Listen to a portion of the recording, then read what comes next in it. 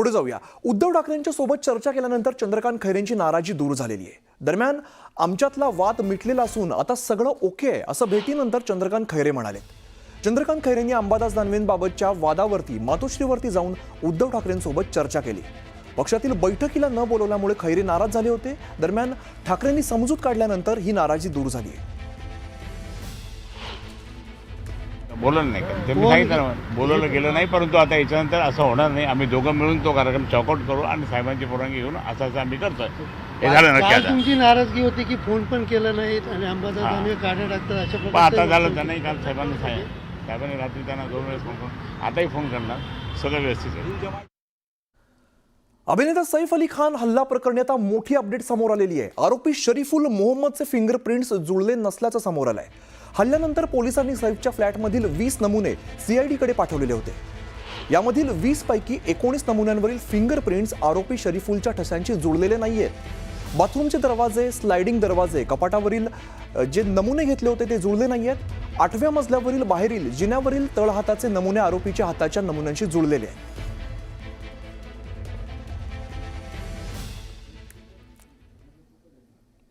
पुढे जाऊया। नागपूरमधील शिक्षक भरती घोटाळ्याची व्याप्ती आता वाढत चाललेली आहे। उपसंचालक कार्यालयानंतर आता या प्रकरणाचे धागेदोरे जिल्हा परिषदेच्या शिक्षण विभागामध्ये असण्याची शक्यता आहे। बनावट कागदपत्रांच्या आधाराने अपात्र शिक्षकाला नियुक्ती दिल्याची तक्रार करण्यात आली होती आणि शिक्षक, संस्थाचालक, उपसंचालक आणि कार्यालयातील एका कर्मचाऱ्याच्या संगनमतानंतर भ्रष्टाचार करून नियुक्ती देण्यात आल्याची तक्रार करण्यात आलेली आहे। खोटं नियुक्तीपत्र आणि रुजू अहवाल दर्शवून मंजुरी करता शिक्षण उपसंचालक यांच्याकडे पाठवण्यात आला आणि या प्रस्तावाला तत्कालीन उपसंचालक जामदार यांनी मान्यता देऊन या शिक्षकाची नियुक्ती केल्याचा तक्रारीमध्ये आरोप करण्यात आला आहे।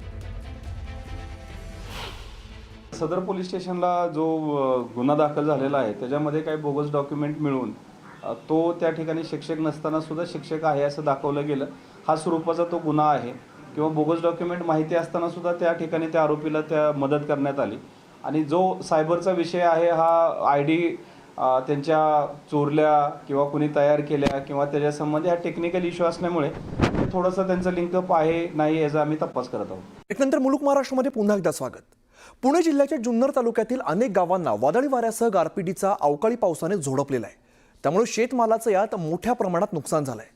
दरम्यान या नुकसानग्रस्त भागाची खासदार डॉक्टर अमोल कोल्हे यांनी पाहणी करत अधिकाऱ्यांना तातडीने पंचनामे करण्याच्या सूचना दिलेल्या आहेत। त्याचबरोबर सरकारने शेतकऱ्यांना नुकसान भरपाई संदर्भात स्पेशल पॅकेजची घोषणा करावी अशी मागणी सुद्धा अमोल कोल्हेंनी केली आहे।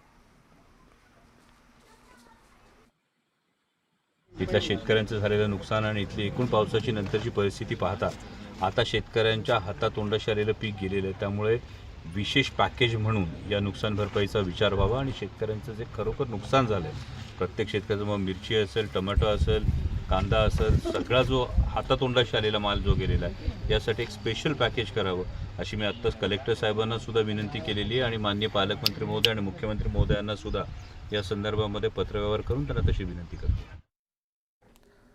पुढे जाऊया। न्यूज 18 लोकमतच्या बातमीचा अखेर इम्पॅक्ट झालाय।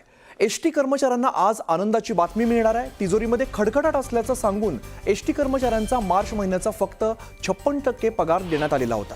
यावरती तीव्र प्रतिक्रिया उमटल्यानंतर आता एसटी कर्मचाऱ्यांचा उर्वरित पगार आज होणार आहे। एसटी महामंडळाला 120 कोटी रुपये देण्याचा GR जारी झालाय। त्यामुळे कर्मचाऱ्यांचा उर्वरित पगार आजच होणार आहे।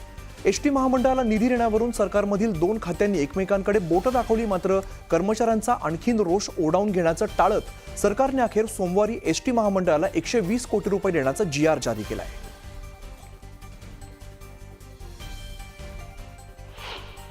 एसटी कर्मचाऱ्यांना आज उरलेलं 44% वेतन होणार आहे। ही चांगली गोष्ट आहे, पण याच्यातून नक्कीच आम्ही समाधानी नाही। याचं कारण असं पुन्हा असा प्रश्न निर्माण होईल का अशी शंका प्रत्येकाला वाटू लागते, कारण गेली वर्षभर सरकार वेतनाला कमी पैसे देते। मला असं वाटतं की हा प्रश्न कायमस्वरूपी निकालात निघायचा असेल तर सरकारने जे सवलत मूल्य थकलेलं आहे साधारणतः 1000 कोटी रुपये ते तात्काळ दिलं पाहिजे।